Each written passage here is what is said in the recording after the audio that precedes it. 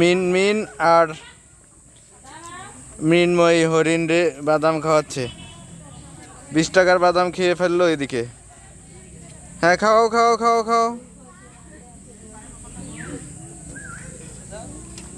Yes yes, মামাম খাও। হ্যাঁ, দেখো কত সুন্দর হরিণ।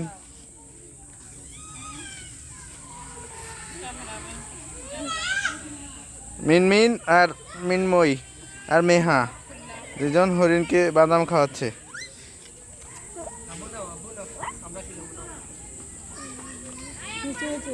রামসাগর জাতীয় উদ্যানে প্রচুর হরিণ, অনেক হরিণ।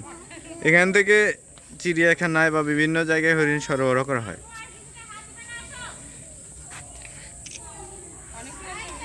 ইয়া,